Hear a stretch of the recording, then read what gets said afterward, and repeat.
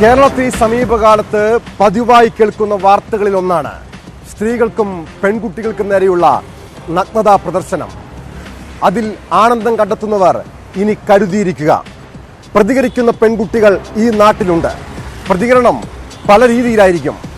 2 ആഴ്ച മുൻപ് നെടുമ്പാശ്ശേരിയിൽ നന്ദിത എന്ന യുവതിക്കാണ് ദുരനുഭവം ഉണ്ടായതെങ്കിൽ ഇക്കഴിഞ്ഞ ദിവസം കണ്ണൂർ തളിപ്പറമ്പിൽ വെച്ച് മറ്റൊരു യുവതിക്ക് നേരെ, അതും ബസ്സിൽ വെച്ച് തന്നെ.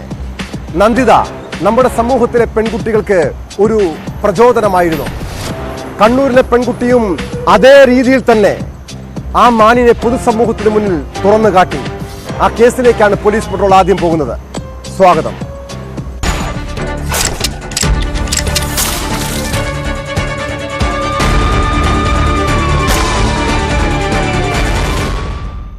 തളിപ്പറമ്പിലേക്കുള്ള യാത്രാ മധ്യയാണ് ബസ്സിൽ വെച്ച് കണ്ണൂർ ചെറുപുഴ സ്വദേശിനിയായ പെൺകുട്ടി ആ അറപ്പുളവാക്കുന്ന രംഗം കണ്ടത്. തൊട്ട് സമീപത്തെ സീറ്റിലിരുന്നയാൾ എന്തോ ലൈംഗിക ചേഷ്ട കാണിക്കുന്നു. ആദ്യം അവളൊന്ന് പതറി. പിന്നീട് ധൈര്യം സമാഹരിച്ച് മൊബൈൽ ഫോണിൽ അയാളുടെ ദൃശ്യങ്ങൾ പകർത്തി. ഉടൻ തന്നെ ബസ് ജീവനക്കാരെ വിവരമറിയിച്ചെങ്കിലും അയാൾ ഓടി രക്ഷപ്പെട്ടു. പക്ഷേ അവിടെയും തീർന്നില്ല ആ മിടുക്കിയായ പെൺകുട്ടിയുടെ പ്രതികരണം. സമൂഹ മാധ്യമങ്ങളിലൂടെ അയാളെ പുറം ലോകത്തിന് തുറന്നു കാട്ടി. സംഭവത്തിൽ പോലീസ് കേസെടുത്ത് അന്വേഷണം ആരംഭിച്ചിട്ടുണ്ട്.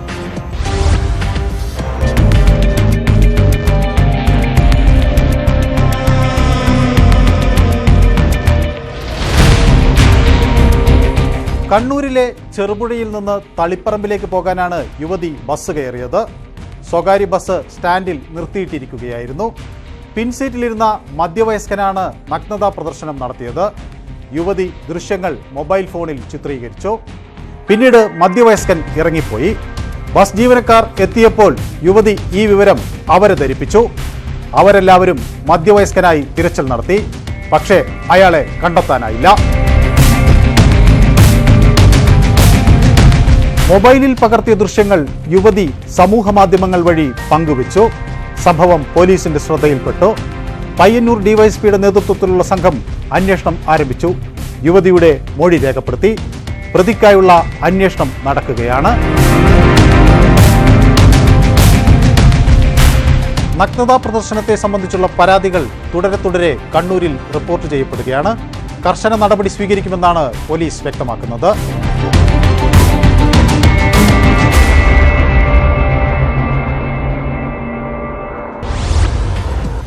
നമ്മുടെ നാട്ടിലെ പെൺകുട്ടികൾക്കോ യുവതികൾക്കോ പൊതുമധ്യത്തിൽ വെച്ച് ഒരു ദുരനുഭവം ഉണ്ടായാൽ ആ ദൃശ്യങ്ങൾ പകർത്തി സമൂഹ മാധ്യമങ്ങളിൽ പരസ്യപ്പെടുത്തേണ്ട അവസ്ഥയാണ്. ഇല്ലെങ്കിൽ പോലീസും മറ്റധികാരികളും പരാതി പോലും കണ്ടില്ലെന്ന് നടിക്കും. കൊച്ചി മരടിൽ ഒരു 13-കാരിക്ക് നേരെ ഉണ്ടായ ലൈംഗിക പ്രദർശനവും അസഭ്യവർഷവും ചൂണ്ടിക്കാട്ടി അവൾ പോലീസിൽ പരാതി നൽകിയതാണ്. 2 വർഷം മുൻപ് നൽകിയ പരാതിയിൽ പോലീസ് യാതൊരു നടപടിയും എടുത്തില്ലെന്ന് മാത്രമല്ല, അവളെ പിന്തിരിപ്പിച്ച് തിരിച്ചയക്കുകയും ചെയ്തു. ഒടുവിൽ കഴിഞ്ഞ ദിവസം ആ അറപ്പുളവാക്കുന്ന ദൃശ്യങ്ങൾ സമൂഹ മാധ്യമങ്ങളിൽ വൈറലായതോടെ പോലീസിന്റെ കണ്ണു തുറന്നു. ഒടുവിൽ പ്രതി പീറ്ററിനെ പോലീസ് അറസ്റ്റും ചെയ്തു.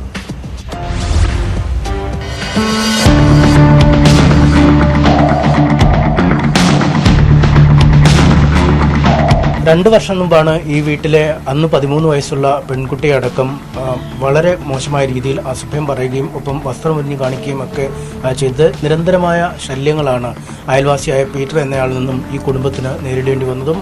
അന്ന് ദൃശ്യങ്ങളടക്കം പോലീസിൽ പരാതി നൽകിയെങ്കിലും ഒരു നടപടികളും അധികൃതരുടെ ഭാഗത്തുനിന്നും ഉണ്ടായില്ല. പരാതിക്കാരെയും ഈ പ്രതിയായ ആളെയും പോലീസ് സ്റ്റേഷനിൽ വിളിച്ചു വരുത്തുകയും ഈ കേസുമായി മുന്നോട്ട് പോയാൽ വലിയ അനന്തര ഫലങ്ങളുണ്ടാവും, ഒപ്പം ഈ വലിയ പണം മുടക്കി അഭിഭാഷകനെ വെക്കണമെന്നടക്കമുള്ള കാര്യങ്ങൾ ചൂണ്ടിക്കാട്ടി ഈ കുടുംബത്തെ പിന്തിരിപ്പിക്കുകയുമാണ് ചെയ്തത്. എന്നാൽ പിന്നീട് ഈ ദൃശ്യങ്ങൾ ഇപ്പോൾ സമൂഹ മാധ്യമങ്ങളിൽ വൈറലായതോടുകൂടി പോലീസ് സ്വമേധയാ കേസെടുക്കുകയും ഈ പ്രതിയെ അറസ്റ്റ് ചെയ്യുകയും ഉണ്ടായി. എന്തായാലും കുടുംബം തന്നെ നമ്മോട് ഒപ്പമുണ്ട്. എന്താണ് സംഭവിച്ചത്? എത്ര നാൾ മുമ്പാണ് ഈ സംഭവം നടന്നത്? അന്ന് പോലീസിന്റെ ഭാഗത്തു നിന്നുള്ളൊരു സമീപനം ഏത് രീതിയിലായിരുന്നു? ഇത് 2 വർഷത്തിന് മുമ്പാണ് സംഭവമുള്ളത്. അന്ന് ഞാനും ഈ ആൻറ്റിയും കൂടി തമ്മിൽ കൊണ്ടുപോയി മോളും കൂടി കൊണ്ടുപോയിട്ട് പരാതി കൊടുത്തായിരുന്നു. അന്ന് വീഡിയോസ് ആയത് ഞങ്ങൾ കാണിക്കുകയും ചെയ്തു. ഈ പുല്ല് പറിക്കാൻ വേണ്ടി മുറ്റത്തിറങ്ങിയപ്പോഴാണ് ഈ സംഭവങ്ങളൊക്കെ അനാവശ്യങ്ങളൊക്കെ പറയുന്നതും ഈ അശ്ലീലമായ കാട്ടങ്ങളെല്ലാം കാണിക്കുകയും കൊച്ചിടങ്ങളെ കാണിക്കുകയും ചെയ്തത്. അങ്ങനെ ഞാനും ആൻറ്റിയും കൂടി പോയി വീഡിയോ സഹിതം ഞങ്ങൾ തെളിവ് കാണിച്ചിട്ട് പോലും അവരൊരു ഇത് ചെയ്തതിന് തയ്യാറായില്ല. ഉപദേശിച്ച് വിടുകയാണ് ചെയ്തത്. വീട്ടിൽ ഫ്രണ്ടിൽ ഷീറ്റ് കെട്ടണം, അല്ലാണ്ട് ഒരു ഇത് നടക്കൂല എന്നൊക്കെ പറഞ്ഞ് അവരെ ഉപദേശിച്ച് വിട്ടു. പക്ഷേ വീട്ടിലെ ഷീറ്റ് കെട്ടി. പക്ഷെ അത് കഴിഞ്ഞിട്ടും പല പല അഭ്യാസങ്ങളും അയാളിവിടെ നടത്തി ഇവിടെ ഫ്രണ്ടിൽ വന്നിട്ട്. പിന്നെ ഞങ്ങൾ 2-3 പ്രാവശ്യം പരാതിപ്പെട്ടിട്ടുണ്ട്. അപ്പോഴും ഇതേപോലെ കോംപ്രമൈസ് വിട്ട്. രാത്രി കാലങ്ങളിൽ ഇതേപോലെ പിള്ളേർക്ക് പഠിക്കാൻ പറ്റാണ്ട് അത് മക്കൾ തന്നെ നേരിട്ട് സ്റ്റേഷനിലോട്ട് വിളിച്ച് പരാതിപ്പെടുകയാണ് ചെയ്തത്. അന്ന് രാത്രി വന്ന് ഇതേപോലെ തന്നെ അന്നും ഇത് തല്ലെന്തോ ചെയ്തെന്ന് തോന്നുന്നു പോലീസുകാരെ അയാളെ. അന്ന് ഉപദേശിച്ച് വിട്ട് ഇനി മേലുണ്ടായിരുന്നു അതുകൊണ്ട് ഇങ്ങനെയൊന്നും കാണിക്കണം അന്ന് ഉപദേശിച്ച് വിട്ട്. പിന്നെ ഞങ്ങൾ നിർത്തി. പരാതി വെറുതെ കൊടുത്തിട്ട് എന്താ കാര്യം, സ്റ്റേഷനിലേക്ക് കയറി ഇറങ്ങൽ മാത്രം. എന്തായാലും അന്ന് 8ാം ക്ലാസ്സിൽ പഠിച്ചിരുന്ന കുട്ടി ഇപ്പോൾ 10ാം ക്ലാസ്സിൽ എത്തിയിരിക്കുന്നു. 15 വയസ്സായപ്പോഴാണ് പോലീസിന്റെ ഭാഗത്തുനിന്ന് ഒരു നടപടി ഉണ്ടായിരിക്കുന്നത്. അന്ന് എന്താണ് സംഭവിച്ചത്? അന്ന് ഞങ്ങൾ പുല്ല് പറിക്കാൻ വേണ്ടി ഇറങ്ങിയതായിരുന്നു. വീട്ടിൽ ഉമ്മയും പപ്പ ഉണ്ടായില്ല, അപ്പം അപ്പുറത്തേക്ക് പോയതാണ്. ആ ടൈമിൽ ഇയാൾ വാതിക്കെ വന്നിരുന്ന് എൻ്റെ വീട്ടിലേക്ക് കയറി പുല്ല് പറിക്കേണ്ടെന്ന് ആദ്യം പറഞ്ഞു. അത് കഴിഞ്ഞിട്ടാണ് തുണി പൊക്കി കാണിച്ച്. പിന്നെ മൊത്തം തെറിയായിരുന്നു. കേട്ടാൽ അറയ്ക്കുന്ന തെറിയായിരുന്നു. ആ അതെ അതെ, അങ്ങനെയായിരുന്നു മൊത്തം. കുറേ നിർത്താനൊക്കെ പറഞ്ഞു നോക്കി, പക്ഷെ പറഞ്ഞുകൊണ്ട് ഇരിക്കണമായിരുന്നു. അന്ന് നിങ്ങൾ പരാതി കൊടുത്തിട്ട് ഒന്നും ഉണ്ടായില്ല? ഇല്ല, ഒന്നും ഉണ്ടായില്ല. രാവിലെ 10 മണിക്ക് സ്റ്റേഷനിലേക്ക് വരാൻ പറഞ്ഞ് കോംപ്രമൈസ് ചെയ്തിട്ട്. ഇനി പുറത്ത് വിട്ടാലും അയാൾ ഇത് എങ്ങനെയൊക്കെ അയാൾ പുറത്ത് കൊണ്ടുവന്നാലും അയാൾ ഇത് തന്നെ ആവർത്തിക്കുള്ളൂ. എൻ്റെ മക്കൾ സ്കൂൾ കഴിഞ്ഞ് വന്ന സന്ധ്യ നേരത്തൊക്കെയാണ്. ആക്രമിക്കോ ഇല്ലെന്ന് നമുക്ക് പറയാൻ പറ്റില്ല. ആ പേടിയുണ്ട്. എൻ്റെ മക്കളെ ഓർത്തിട്ട് മാത്രം, എൻ്റെ മക്കളുടെ കാര്യം ഓർത്തിട്ട് മാത്രമാണ് ഞാൻ ഇന്നേവരെ ഒന്നിനും ഞാൻ നിൽക്കാത്തത്. പറയാൻ നമുക്ക് വാതിലടച്ചിരിക്കാം, പക്ഷെ നമ്മുടെ ചെവി അടച്ചു വെക്കാൻ പറ്റുമോ എന്ന് വെച്ചാൽ ഞങ്ങളുടെ ഈ വീടിൻ്റെ മുറ്റത്ത് വന്നിട്ടാണ് ഈ കൊണ്ട ഒച്ച എടുക്കണത്. എന്തായാലും പോലീസാണ് ഇക്കാര്യത്തിൽ ഇനി വിശദീകരണം നൽകേണ്ടത്. കാരണം 2 വർഷം മുമ്പ് ദൃശ്യങ്ങളടക്കം പരാതി നൽകിയിട്ടും എന്തുകൊണ്ട് നടപടിയെടുത്തിട്ടില്ല? ഇപ്പോൾ ഈ ദൃശ്യങ്ങൾ സമൂഹ മാധ്യമങ്ങളിൽ വൈറലായതുകൊണ്ട് മാത്രം പെട്ടെന്ന് ഇത്തരത്തിലൊരു തിടുക്കപ്പെട്ട് നടപടി ഉണ്ടായത് എന്ത് അടക്കമുള്ള കാര്യങ്ങൾ കൃത്യമായി വിശദീകരിക്കണം. എന്തായാലും നിയമ നടപടികളിൽ ഉറച്ചു നിൽക്കാൻ തന്നെയാണ് ഈ കുടുംബത്തിൻ്റെ തീരുമാനം. കൊച്ചിയിൽ നിന്നും cameraman KP ധനേഷിനൊപ്പം MS Aneesh Kumar.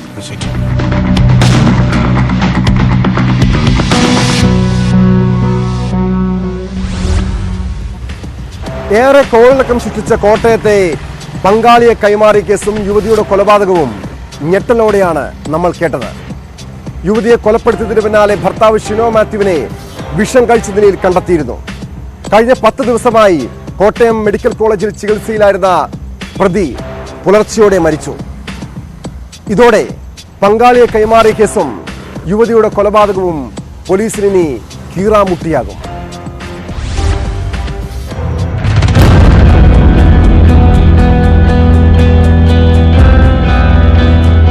കഴിഞ്ഞ പുലർച്ചെയാണ് ഇയാളുടെ മരണം സംഭവിച്ചത്. പുലർച്ചെ 4 മണിയോടുകൂടിയാണ് കോട്ടയം മെഡിക്കൽ കോളേജ് ആശുപത്രിയിൽ ചികിത്സയിലിരിക്കെ ഇയാളുടെ മരണം ഡോക്ടർമാർ സ്ഥിരീകരിച്ചത്.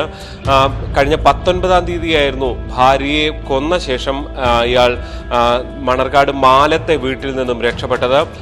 വൈകുന്നേരത്തോടുകൂടി ചങ്ങനാശ്ശേരി ചെത്തിപ്പുഴയിലെ സ്വകാര്യ ആശുപത്രിയിൽ ഇയാൾ വിഷം കഴിച്ച നിലയിൽ ഇയാളെ എത്തിക്കുകയായിരുന്നു. ഈ വിവരം അറിഞ്ഞ ഉടൻ തന്നെ മണർകാട് പോലീസാണ് കേസ് അന്വേഷിക്കുന്നത്. അവിടെ എത്തുകയും ഇയാളാണെന്ന് സ്ഥിരീകരിക്കുകയും ചെയ്തു. തുടർന്ന് അന്ന് രാത്രി തന്നെ കോട്ടയം മെഡിക്കൽ കോളേജ് ആശുപത്രിയിലേക്ക് കൊണ്ടുവരികയും ചെയ്തു. ഇവിടേക്ക് കൊണ്ടുവരുമ്പോഴാണ് ഇയാൾ ഇത് സംബന്ധിച്ചുള്ള, അതായത് പൊളോണിയം എന്ന രാസവസ്തുവാണ് താൻ കഴിച്ചത് എന്ന വിവരം നൽകുന്നത്. പൊളോണിയം വലിയ, അതായത് ഈ കഴിച്ച ആളുടെ അടുത്ത് നിന്ന് കഴിഞ്ഞാൽ അവർക്ക് ബുദ്ധിമുട്ടുണ്ടാകുന്ന പലതരത്തിലുള്ള ആരോഗ്യ പ്രശ്നങ്ങൾക്കുമൊക്കെ റേഡിയേഷനും മറ്റും കാരണമാകുന്ന വസ്തുവാണ് എന്നുള്ളതാണ് പോലീസിന് വിവരം ലഭിച്ചത്. അതുകൊണ്ട് തന്നെ അത്തരത്തിൽ ആദ്യഘട്ടത്തിൽ ഒരു ചോദ്യം ചെയ്യലിന്, കൂടുതൽ വിശദമായ ചോദ്യം ചെയ്യലിന് തയ്യാറായിരുന്നില്ല. പക്ഷേ ഇയാൾ പൊളോണിയം തന്നെയാണ് കഴിച്ചതെന്ന് പോലീസ് വിശ്വസിക്കുകയും ചെയ്തിരുന്നില്ല. കാരണം പൂർണ്ണ ബോധവാനായിരുന്നു ആദ്യഘട്ടത്തിൽ.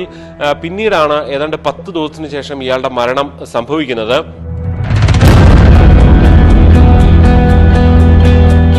പോലീസ് ഇയാൾ കഴിച്ചത് പൊളോണിയം തന്നെയാണോ എന്ന് സ്ഥിരീകരിക്കാൻ രാസപരിശോധനയ്ക്കായി സാമ്പിളുകൾ അയച്ചിരുന്നു. പക്ഷെ അതിന്റെ റിപ്പോർട്ടുകൾ വന്നിരുന്നില്ല. അതുകൊണ്ട് തന്നെ കഴിഞ്ഞ 10 ദിവസത്തോളമായി പോലീസ് പൂർണ്ണമായും കാത്തിരിപ്പിലായിരുന്നു എന്നുള്ളത് തന്നെയാണ് എടുത്തു പറയാനുള്ളത്. എന്തായാലും ഈ സംഭവത്തിൽ ഇയാൾ തന്നെയാണ് ഈ കൃത്യം ചെയ്തത് എന്ന് മനസ്സിലാക്കിക്കൊണ്ട് അയാളുടെ തന്നെ മൊഴി കൂടി ലഭിച്ചതിന്റെ അടിസ്ഥാനത്തിൽ ഇയാളെ പ്രതി ചേർത്ത പോലീസ് കേസ് രജിസ്റ്റർ ചെയ്തിരുന്നു. എന്തായാലും ഇതിനൊക്കെ പിന്നാലെയാണ് ഇയാളുടെ മരണം ഇന്ന് കഴിഞ്ഞ പുലർച്ചെ ഉണ്ടാകുന്നത് എന്നുള്ളതാണ്. ഈ കേസിനെ സംബന്ധിച്ച് ഒരുപാട് അനിശ്ചിതത്വങ്ങൾ വരികയാണ്. പ്രത്യേകിച്ച് ഈ പങ്കാളിയെ കൈമാറ്റം ചെയ്ത കേസ്, ആ കേസിൽ 5 പേരായിരുന്നു അന്ന് അറസ്റ്റിലായിരുന്നത്. ഇയാളായിരുന്നു മുഖ്യപ്രതി, ഈ ഭർത്താവായിരുന്നു മുഖ്യപ്രതി. ആ അന്വേഷണം എല്ലാം ഏതാണ്ട് പൂർത്തിയായിരിക്കുകയായിരുന്നു. കൂടുതൽ ആളുകളെ ഒന്നും തന്നെ കിട്ടാൻ, അതായത് കൂടുതൽ പരാതിക്കാർ ഉണ്ടായിരുന്നില്ല. ഇതിൽ പെട്ടുപോയ പല കുടുംബങ്ങളും ഉണ്ടായിരുന്നു, സ്ത്രീകൾ അടക്കമുള്ളവരുണ്ടായിരുന്നു. പക്ഷെ അവരൊക്കെ കുടുംബം തകരുമെന്ന് ഭയന്നുകൊണ്ട് കൂടുതൽ പരാതികളോ കേസോ ഒന്നും നൽകാൻ തയ്യാറായിരുന്നില്ല. അതുകൊണ്ട് ആ കേസ് ഈ 5 പേരിലേക്ക് ഒതുങ്ങി എന്നുള്ളതാണ്. അതിനൊക്കെ പിന്നാലെയാണ് ഈ പോലീസ് പ്രത്യേകിച്ച് ഈ അടുത്തിടെ ഇവർ ഒരുമിച്ച് താമസിച്ചിരുന്നു. കഴിഞ്ഞ 15 ദിവസമായിട്ടാണ് ഈ യുവതി തിരിച്ച് മണർകാട് മാനത്തെ വീട്ടിലേക്ക് മടങ്ങിയെത്തുകയും ചെയ്തത്. പക്ഷെ അതിനിടയിൽ വീണ്ടും പ്രശ്നങ്ങൾ ഉണ്ടാകുകയായിരുന്നു. ഇയാൾ പകയോടുകൂടി ഈ പെൺകുട്ടിയെ വകവെക്കുകയായിരുന്നു. എന്തായാലും 2 കുഞ്ഞുങ്ങളെ സാക്ഷി വീട്ടിൽ ഇല്ലാതിരുന്ന സമയത്ത് ആണ് ഈ കൊലപാതകം നടത്തിയെന്ന് അന്ന് തന്നെ വിവരങ്ങൾ വന്നിരുന്നതാണ്. എന്തായാലും ദാരുണമായ സംഭവമാണ് നേരത്തെ ഉണ്ടായത്. ഈ കേസ് അന്വേഷണവും ഇനി കാര്യമായി മുന്നോട്ട് പോകാത്ത സ്ഥിതിയിലേക്ക് കാര്യങ്ങൾ എത്തിച്ചേർന്നിരിക്കുകയാണ്.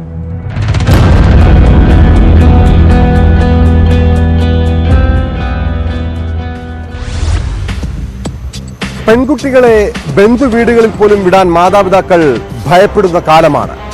മലപ്പുറം ചങ്ങരംകുളത്ത് 7-11 വയസ്സുള്ള പെൺകുട്ടികളെ പീഡിപ്പിച്ചത് ബന്ധുവും മകനും ചേർന്നാണ്.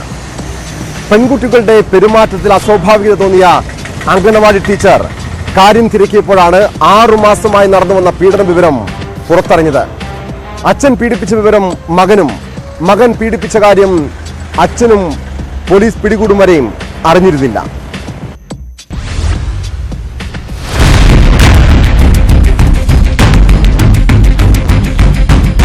കുട്ടികൾ പീഡനത്തിന് ഇരയായ കാര്യം സ്ഥലത്തെ അംഗനവാടി അധ്യാപികയാണ് കൗൺസിലിംഗിലൂടെ മനസ്സിലാക്കിയത്.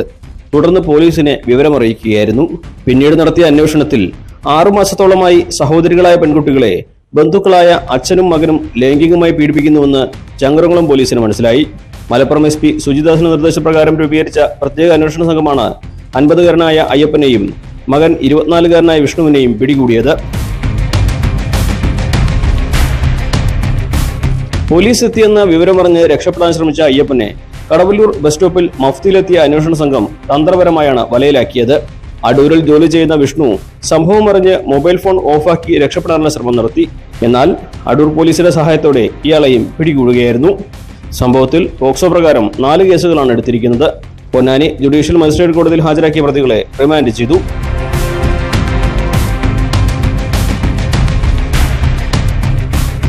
ന്യൂസ് 18 മലപ്പുറം. ഒരിടവേളയ്ക്ക് ശേഷം ആലപ്പുഴ ജില്ലയിൽ ഗുണ്ടാ സംഘങ്ങൾ വീണ്ടും അഴിഞ്ഞാടുകയാണ്.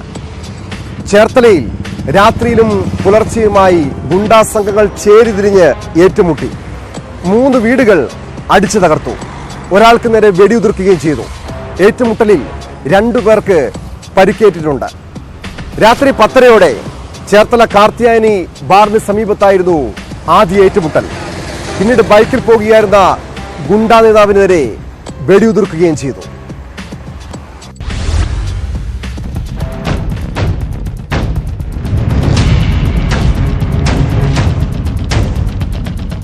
ഇന്നലെ രാത്രിയും ഇന്ന് പുലർച്ചെയുമായി ആലപ്പുഴ ചേർത്തലയിൽ കൊട്ടേഷൻ സംഘങ്ങളുടെ അഴിഞ്ഞാട്ടം തന്നെയെന്ന് പറയേണ്ടിയിരിക്കുന്നു. ഇവർ തമ്മിലുള്ള പരസ്പരം ഉള്ള ആക്രമണത്തിന്റെ ഭാഗമായി 2 പേർക്കാണ് പരിക്കേറ്റിട്ടുള്ളത്. സുജിത്ത്, ഒപ്പം തന്നെ രഞ്ജിത്ത് എന്നീ 2 പേർക്കാണ് പരിക്കേറ്റിട്ടുള്ളത്. ഇതിൽ ഒരാൾക്ക് എയർഗൺ കൊണ്ട് ഉള്ള വെടിയേൽക്കുകയാണ് ഉണ്ടായത്. ഈ സംഭവങ്ങൾക്ക് തുടക്കം കുറിക്കുന്നത് ഇന്നലെ രാത്രി 10 മണിയോടെയാണ്. ചേർത്തല ഒറ്റപ്പുന്നശ്ശേരിയിൽ കാർത്തിയായനി ബാറിന് സമീപം വെച്ചാണ് ഈ അക്രമങ്ങൾക്ക് തുടക്കം കുറിക്കുന്നത്. അവിടെ വെച്ച് സുജിത്ത് എന്നയാൾ ആദ്യ ആക്രമണത്തിൽ പരിക്കേൽക്കുന്നു. പിന്നീട് വയലാറിൽ കൂടി വാഹനത്തിൽ സഞ്ചരിക്കുകയായിരുന്ന രഞ്ജിത്തിന് എയർഗൺ കൊണ്ടുള്ള വെടിയേൽക്കുന്നു. ഈ ഇരു കൂട്ടരും തമ്മിലുള്ള സംഘർഷം തുടരുന്നതിനിടയിൽ ഇന്ന് പുലർച്ചയോടുകൂടി വീട് കയറി ആക്രമിക്കുന്ന രീതിയിലേക്ക് കാര്യങ്ങൾ എത്തുകയായിരുന്നു. ഈ വീട് കയറി ആക്രമിക്കുന്നതിൽ കളമ്പക്കാട് അജിത്ത്, ഒപ്പം തന്നെ പുത്തനങ്ങാടി പോട്ടയിൽ ദീപു, തണ്ണീർമുക്കം കളത്തിൽ പ്രദീപ് എന്നിവരുടെ വീടുകൾക്ക് നേരെ ആക്രമണമുണ്ടായി. ഈ വീടുകൾക്കുള്ളിൽ നമ്മൾ നമ്മൾ ദൃശ്യങ്ങൾ കാണുമ്പോൾ നമുക്ക് മനസ്സിലാക്കാൻ കഴിയുന്നത് ഈ വീടുകളുടെ അകത്ത് കയറി വീടിനകത്തുള്ള വീട്ടു സാമഗ്രികൾ അടക്കം അടിച്ച് തകർത്തിട്ടുണ്ട്. മാത്രമല്ല വീടിനകത്തുള്ള ആക്രമണത്തിന് പുറമെ പുറത്തിറങ്ങി 2 വാഹനങ്ങൾ തകർക്കുന്ന സാഹചര്യം, ഇരുചക്ര വാഹനങ്ങൾ തകർക്കുകയും ഒരു കാറ് തകർക്കുകയും ചെയ്തിട്ടുണ്ടെന്നാണ് പോലീസ് പറഞ്ഞിട്ടുള്ളത്. എന്തായാലും വീട് പൂർണ്ണമായും അടിച്ച് തകർത്ത നിലയിലാണ് ഉള്ളത്. ഈ ആളുകൾക്കൊക്കെ തന്നെയും ഇവരൊക്കെ തന്നെയും മറ്റ് രീതിയിൽ കൊട്ടേഷൻ സംഘങ്ങളുമായും ഗുണ്ട ആക്രമണങ്ങളുമായി ബന്ധപ്പെട്ട ആളുകളാണ് എന്നുള്ളതാണ് പോലീസ് പറയുന്നത്. അവർ തമ്മിലുള്ള പകപോക്കലിന്റെ ഭാഗമായി തന്നെയായിരുന്നു ഇന്നലെ രാത്രി 10 മണി മുതൽ നടന്ന അക്രമങ്ങൾ എന്നുള്ളതാണ്. എന്തായാലും ചേർത്തല പോലീസ് ആലപ്പുഴയിൽ നിന്നും ഈ സംഭവത്തിൽ 3 പേരെ ഇപ്പോൾ കസ്റ്റഡിയിൽ എടുത്തിട്ടുണ്ട്.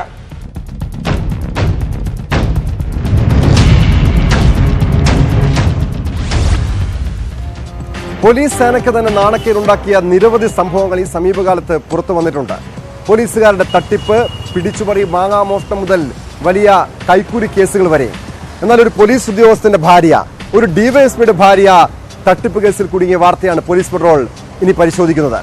Thrissur cooperative vigilance DYSP Suresh ബാബുവിന്റെ ഭാര്യ നുസ്രത്തിനെ ഒരു തട്ടിപ്പ് കേസിൽ പോലീസ് ഇപ്പോൾ അറസ്റ്റ് ചെയ്തിരിക്കുകയാണ്.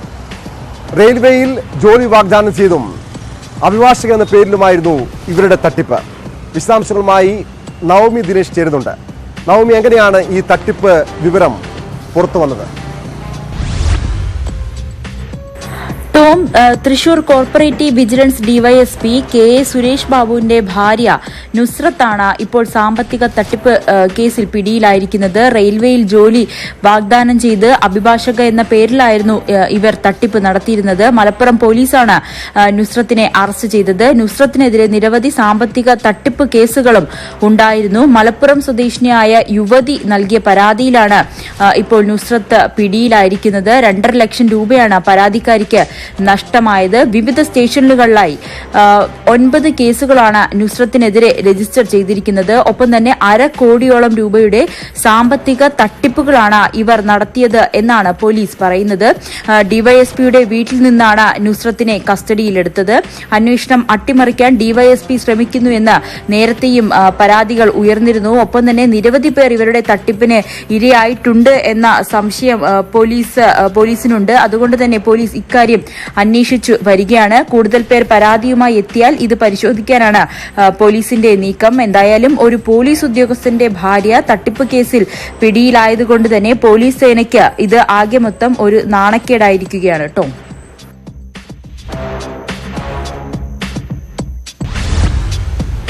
തൃശൂരിലെ ഒരു പോലീസ് ഉദ്യോഗസ്ഥന്റെ ഭാര്യയുടെ തട്ടിപ്പിനെ കുറിച്ചുള്ള വാർത്തയാണ് കേട്ടത്. റെയിൽവേയിൽ ജോലി വാഗ്ദാനം ചെയ്താണ് അവർ തട്ടിപ്പ് നടത്തിയത്. എന്നാൽ കൊച്ചിയിലേക്ക് വന്നാൽ മറ്റൊരു തട്ടിപ്പിന്റെ വാർത്തയാണ് പറയാനുള്ളത്. സൈന്യത്തിൽ ജോലി വാഗ്ദാനം ചെയ്ത നിരവധി യുവാക്കളിൽ നിന്നും ലക്ഷങ്ങൾ തട്ടിയെടുത്തയാളെ എറണാകുളം പോലീസ് അറസ്റ്റ് ചെയ്തു. കൊട്ടാരക്കര സ്വദേശി സന്തോഷ് കുമാറാണ് പോലീസിന്റെ പിടിയിലായത്. ഇയാളെ മിലിറ്ററി ഇന്റലിജൻസും ചോദ്യം ചെയ്തു.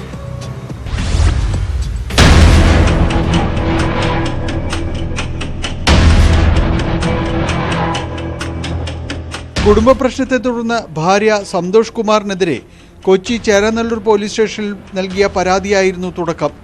പോലീസ് ഫോൺ വിളിച്ചിട്ടും എത്താതിരുന്ന സന്തോഷ് കുമാറിനെ മരടിലെ വീട്ടിലെത്തി പിന്നീട് സ്റ്റേഷനിലേക്ക് കൂട്ടിക്കൊണ്ടുപോയി.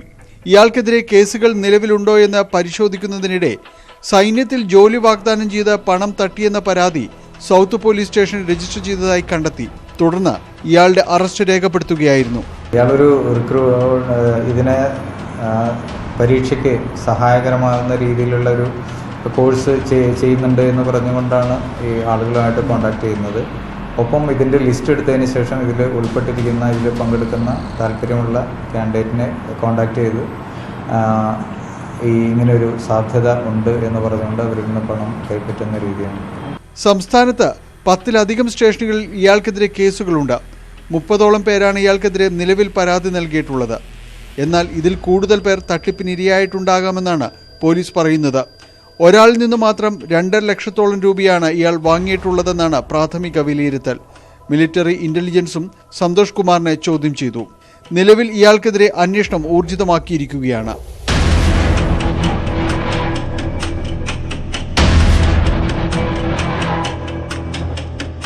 ന്യൂസ് 18 കൊച്ചി. രാജ്യതലസ്ഥാനത്ത് നടുക്കിയ ഒരു കൊലക്കേസിലേക്കാണ് പോലീസ് പെട്രോൾ ഇനി പോകുന്നത്. 16-കാരിയെ ആളുകൾ നോക്കി നിൽക്കെ ആൺസുഹൃത്ത് കുത്തിക്കൊലപ്പെടുത്തി. സഹിൽ എന്ന യുവാവാണ് ക്രൂരമായ കൊലപാതകം നടത്തിയത്. സംഭവത്തിന്റെ CCTV ദൃശ്യങ്ങൾ പുറത്തു വന്നിട്ടുണ്ട്. സംഭവത്തിന് പിന്നാലെ രക്ഷപ്പെട്ട പ്രതി സഹിലിനെ ഉത്തർപ്രദേശിൽ നിന്നാണ് പോലീസ് അറസ്റ്റ് ചെയ്തത്.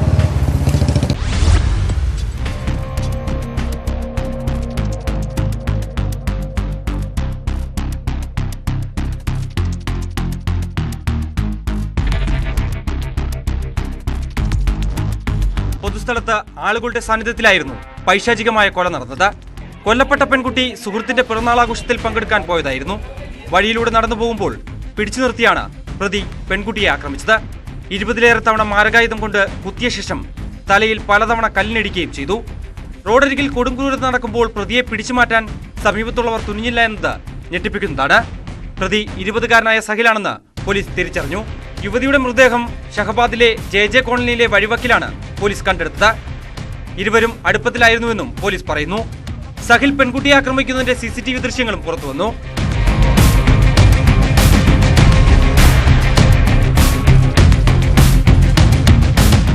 उसका एनालिसिस उसकी स्टडी कर जो टीम्स हैं वो डिस्पैच की गई हैं. अब से थोड़ी देर पहले यूपी के बुलंदशहर से उस एक्यूज्ड को हमने गिरफ्तार किया है. उसको अब लेकर आ रहे हैं. പെൺകുട്ടിയുടെ പിതാവിന്റെ പരാതിയിൽ കൊലക്കുറ്റമടക്കം ചേർത്ത് സഹിലിനെതിരെ കേസെടുത്തിട്ടുണ്ട്. ഒളിവിൽ പോയ പ്രതിയെ ഉത്തർപ്രദേശിലെ ബുലന്ദ്ഷഹറിന് സമീപത്തു നിന്നാണ് അറസ്റ്റ് ചെയ്തത്.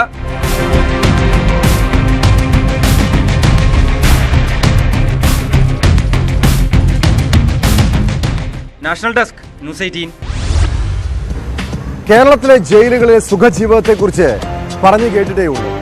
ആഴ്ചയിലൊരിക്കൽ മട്ടൺ, ചിക്കൻ, മുട്ടക്കറി തുടങ്ങി സമൃദ്ധമായ ഭക്ഷണ രീതികൾ. പൂജപ്പുര സെൻട്രൽ ജയിലിൽ വിളമ്പിയ മട്ടൺ കറിയിൽ അളവ് കുറഞ്ഞെന്നാരോപിച്ച് തടവ് പുള്ളി ജയിൽ ഉദ്യോഗസ്ഥരെ കയ്യേറ്റം ചെയ്തു. ലഹരി കേസിലെ പ്രതിയും വയനാട് സ്വദേശിയുമായ ഫൈജാസ് ആണ് ഡെപ്യൂട്ടി ജയിലറെയും ഉദ്യോഗസ്ഥരെയും ആക്രമിച്ചത്.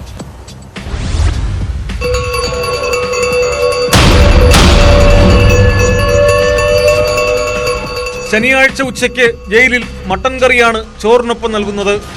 100 ഗ്രാം മട്ടനാണ് ഒരാൾക്ക് അനുവദിച്ചിരിക്കുന്നത്. ഉച്ചയ്ക്ക് ശേഷം 2:30 ജയിലിലെ ടവറിലെത്തിയ പ്രതി തനിക്ക് കിട്ടിയ മട്ടൻ കുറവാണെന്ന് പറഞ്ഞ് ബഹളമുണ്ടാക്കി. മട്ടൻ വേസ്റ്റ് ബക്കറ്റിൽ വലിച്ചെറിഞ്ഞ ശേഷം ഡ്യൂട്ടിയിലുണ്ടായിരുന്ന ഡെപ്യൂട്ടി സൂപ്രണ്ടിനെയും മറ്റുദ്യോഗസ്ഥരെയും കയ്യേറ്റം ചെയ്ത് ഭീകരാന്തരീക്ഷമുണ്ടാക്കിയതായി FIR-ൽ പറയുന്നു.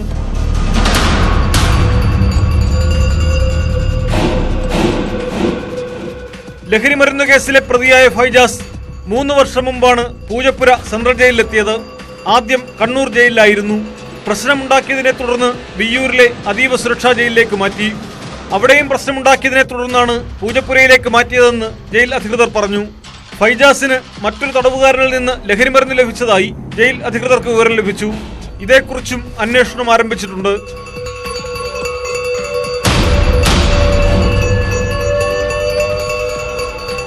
ന്യൂസ് 18 തിരുവനന്തപുരം. കുറ്റകൃത്യങ്ങളുടെ മറ്റു ചില വാർത്തകൾ ചുരുക്കത്തിൽ. സിദ്ദിഖ് വധക്കേസിലെ പ്രതികളായ ഷിബിലിയെയും ഫർഹാനെയും ചെറുതുരുത്തിയിലെത്തിച്ച് തെളിവെടുത്തു. സിദ്ദിഖിന്റെ പേരിലുണ്ടായിരുന്ന ഒരു ചെക്ക് ബുക്കും ATM കാർഡും ചെറുതുരുത്തിയിലെ കിണറ്റിൽ നിന്ന് കണ്ടെത്തി. നേരത്തെ തിരൂർ കോടതി ഷിബിലിയെയും ഫർഹാനെയും 5 ദിവസത്തെ പോലീസ് കസ്റ്റഡിയിൽ വിട്ടിരുന്നു. കോഴിക്കോട് യുവതി ജീവനൊടുക്കിയ കേസിൽ ബസ് ഡ്രൈവർ അറസ്റ്റിൽ.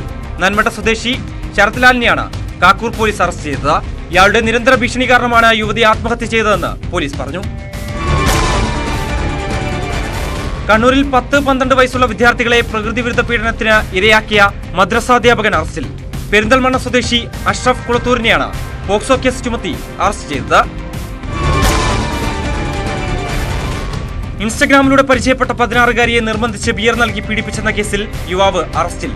വളപട്ടണം സ്വദേശി AM ഷമീലിനെയാണ് തളിപ്പറമ്പ് പോലീസ് അറസ്റ്റ് ചെയ്തത്. 2 ദിവസമായി പെൺകുട്ടിയെ കാണാനില്ലായിരുന്നു. രക്ഷിതാക്കളുടെ പരാതിയിൽ നടത്തിയ അന്വേഷണത്തെ തുടർന്നാണ് അറസ്റ്റ്. നിരവധി ലഹരിമരുന്ന് കേസുകളിൽ പ്രതിയായ തിരുവനന്തപുരം വഞ്ചൂർ സ്വദേശിയെ കാപ്പ നിയമപ്രകാരം നാടുകടത്തി.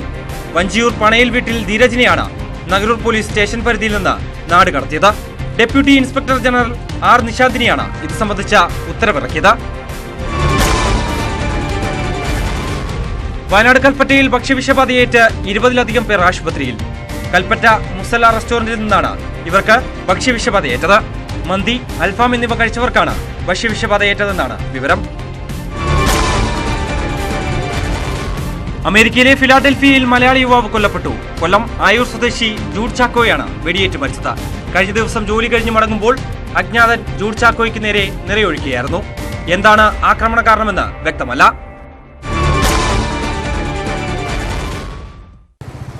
കോഴിക്കോട് ഹോട്ടൽ നടത്തിയിരുന്ന മലപ്പുറം സ്വദേശിയായ സിദ്ദിഖിനെ അതിക്രൂരമായി കൊലപ്പെടുത്തിയത് ഹണി ട്രാപ്പിൽപ്പെടുത്താനുള്ള ശ്രമത്തിനിടെയായിരുന്നു. ഇപ്പോൾ പെരിന്തൽമണ്ണയിൽ നിന്നും ഒരു 65-കാരനെ ഹണി ട്രാപ്പിൽപ്പെടുത്തിയെന്ന വാർത്ത പുറത്തു വരുന്നുണ്ട്. ആ കേസിൽ 3 പേരെ പോലീസ് അറസ്റ്റ് ചെയ്തു. യുവതിയടക്കം 6 പേർക്കെതിരെ പോലീസ് കേസും എടുത്തിട്ടുണ്ട്. പെരിന്തൽമണ്ണ സ്വദേശിയിൽ നിന്നും 2 ലക്ഷം രൂപയോളമാണ് ഇവർ തട്ടിയെടുത്തത്. ഇതുപോലുള്ള ചതികളിൽ ഹണി ട്രാപ്പുകളിൽ പെടാതിരിക്കാൻ സൂക്ഷിക്കുക.